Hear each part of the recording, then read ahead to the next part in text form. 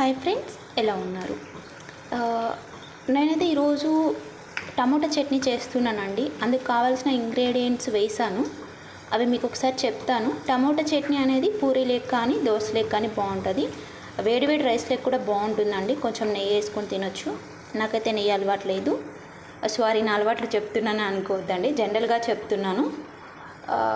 ఇందులో వచ్చేసి first oil వేసానండి. ఆఫ్టర్ దట్ కరివేపాకు వేసాను, వెల్లుల్లి వేసాను, ఆనియన్స్ కూడా వేసానండి, జీలకర్ర వేసాను. ఇందులోనే పసుపు, కారం పౌడరు, కొంచెం ధనియాల పొడి వేసాను. వేయకూడదు యాక్చువల్గా, వేస్తే ఎలా ఫ్లేవర్ ఎలా ఉంటుందని చెప్పి వేసాను, ఈరోజు ట్రై చేశాను.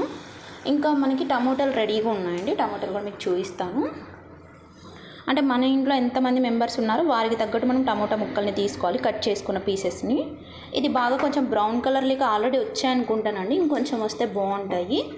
ఇవి వేసి టమోటాలు వేసి కొంచెం మనం బాగా అంటే మొత్తం స్మాష్ అయ్యే వరకు ఉడకబెట్టుకోవాలి.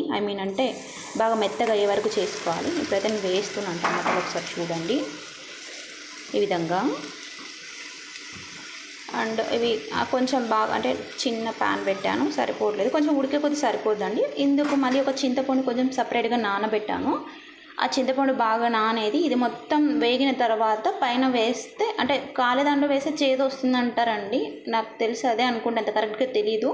సో అదంతా ఉడికిన తర్వాత పైన చింతపండు వేసి ఇంకా రోలు ఉంటే రోట్లో రుబ్బితే చాలా టేస్టీగా ఉంటుంది అంటారు. అది నిజమే, బట్ మాకైతే అవైలబిలిటీ లేదు. సో మిక్సీ అయితే చేస్తానండి, బాగుంటుంది.